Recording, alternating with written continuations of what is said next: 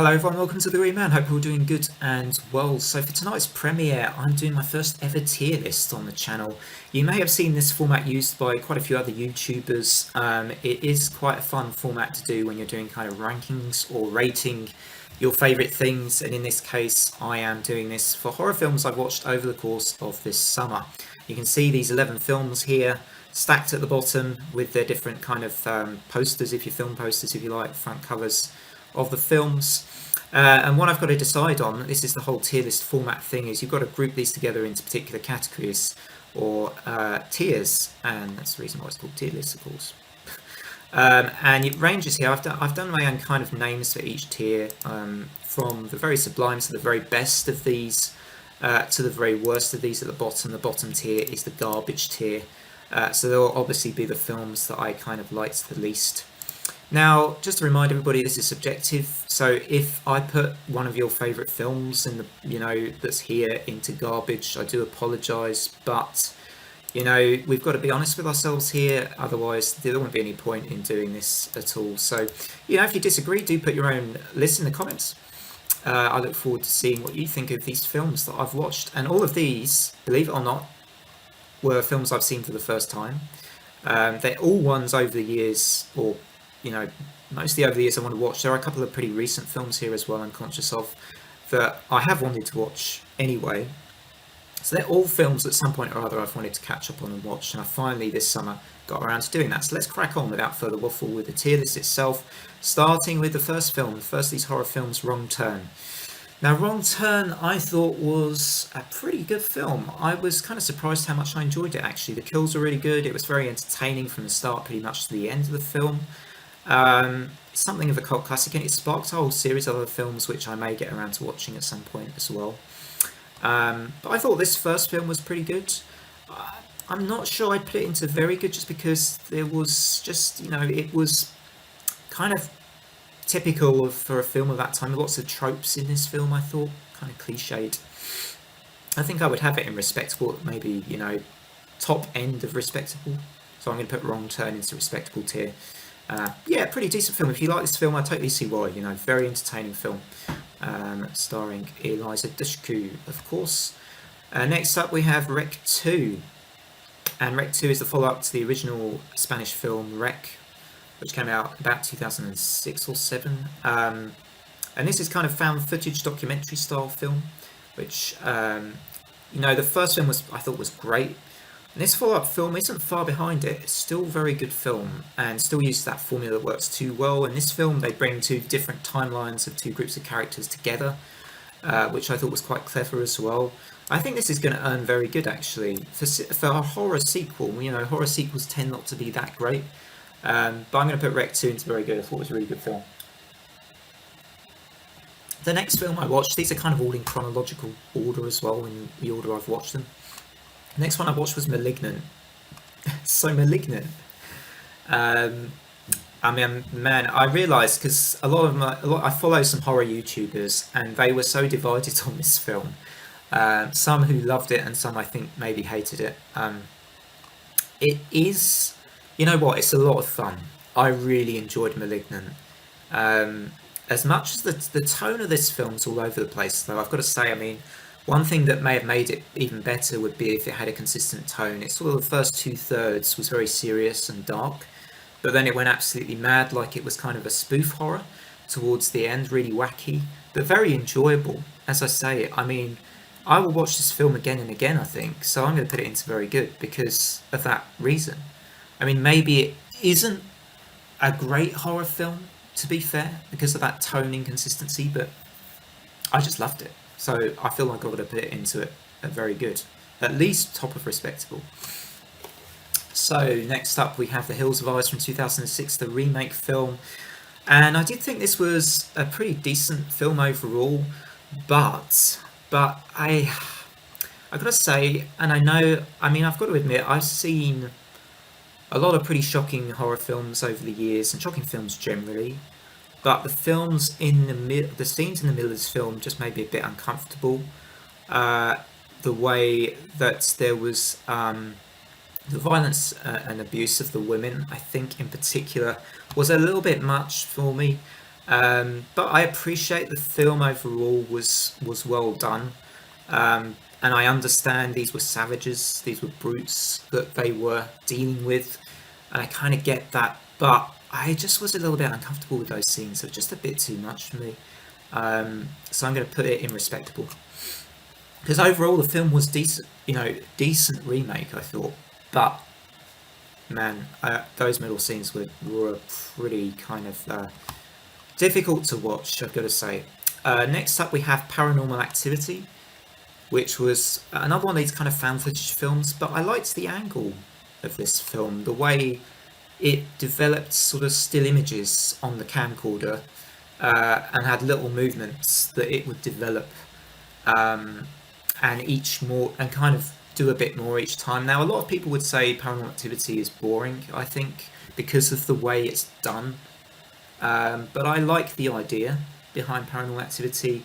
If you like your Blair Witch Project style of films, you probably enjoy Paranormal Activity.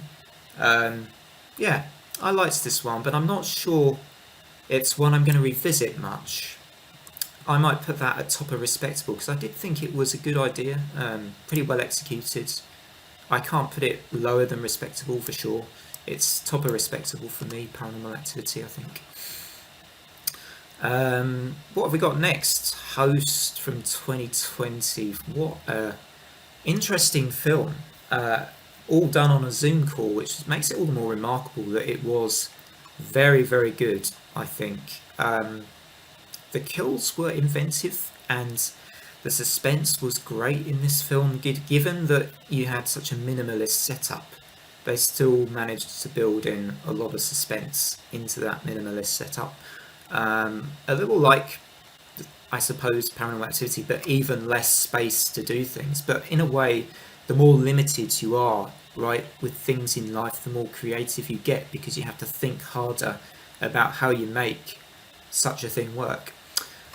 I thought this was really good. I'm going to put it top of very good. I think I liked it even more than Rec 2. So that goes at the top of very good. Host. Next up, we have a film which I get the feeling this is kind of a cult classic among horror fans. There's a lot of horror fans that like this film, but man, I just didn't really get it. I didn't really like it very much. This is Midnight Meat Train with Vinnie Jones, and it kind of felt like a film was kind of giving him an excuse just to be super violent. And there was some story in this, I suppose, but I mean, oh man, I just didn't really get it. I thought the gore and the CGI was kind of... The CGI wasn't that great here. I mean, it's kind of dated now as well with the kills. So, I didn't... I'm sorry if you love this film, but I'm going to have to put it... I'm going to have to be strict with myself and put it in poor for me. I haven't got anything in poor yet, so... Or in garbage, even. But we'll get to that fairly soon, I think, with something coming up. Paranormal Activity 2.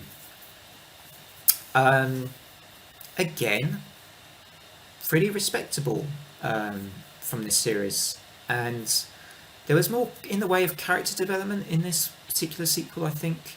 My only issue with Paranormal Activity 2 was that there just wasn't much in the way of events that actually happened. I mean, that's kind of Paranormal Activity for you, but there was less than even in the first film for me to remember and to sort of think that's something I want to see again.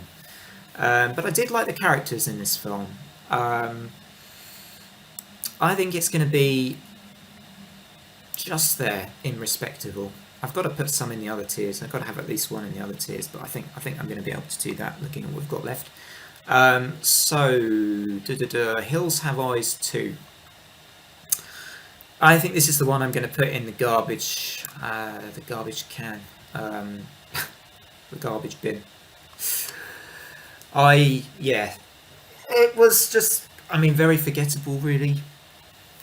I see what they were going for with kind of group of soldiers going in to face those savages, and some of it was inventive. I think actually there were a couple of scenes that were okay, kind of interesting.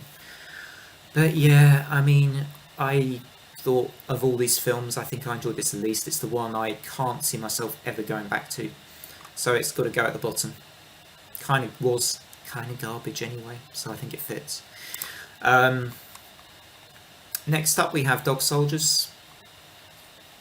Now, this was a film by Neil Marshall. Now, if you don't know Neil Marshall, he directed The Descent, and The Descent was a brilliant horror film, a modern horror classic, I would call it as well.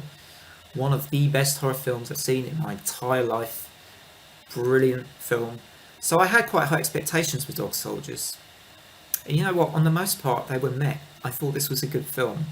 Uses a lot more in the way of comedy and humour than maybe The Descent does. The Descent is a bit more serious as that film goes on. It still has moments of humour in The Descent, actually, at the beginning of the film. But Dog Soldiers was very good, actually. Very watchable. Lots of gore and really quite graphic gore in this film. Very kind of, if you're a bit squeamish, you won't like Dog Soldiers, I can tell you that now. Um, and the werewolves were excellent, so I think it goes very good. But maybe, again, if you're doing this this is a mixture of how I see these films and my enjoyment levels. I've got to factor in, and I think I may not go back to it a lot. I don't know why that is, but I may not go back to Dog Soldiers a huge amount, but I think I will return to it. Good film. Goes in very good for me. Now, last we have what is going to be the only film to be at the very top here, and that is, I think it might even be the most recent film. Last Night in Soho stars Anya Taylor-Joy, Thomasin McKenzie, Matt Smith, of course, Doctor Who, if you're familiar with Doctor Who series. And this was stunning, I thought, actually, really original, really inventive, an award-winning performance, I believe, from Thomas McKenzie in this film, and I can see why. I mean, it was just a stellar performance from her. I didn't really know of her other films prior to this. She's a pretty young actress, but she nailed the performance in this film, man. Absolutely nailed this performance to the wall. And the style of the filming was great. The story develops nicely with some original ideas as we see this character kind of getting herself, it's kind of got a supernatural style to the film as it kind of goes more and more into it, as she gets involved in this sort of 1960s music scene that uncovers more about a woman's life. I don't want to spoil it too much, but she uncovers more about a woman's life as it works its way through the story. It's done in a really clever way, I think, and I think this is definitely the best on this list, although Host was great too. I think Last Night in Soho just steals it for me, and that is the only one to get into the Sublime category here. So anyway, that's going to be the end of my first tier list video. I hope you really enjoyed it. Don't forget to drop a like and subscribe if you enjoy videos on this channel. And otherwise, till next time, everybody have great weekends. Bye for now.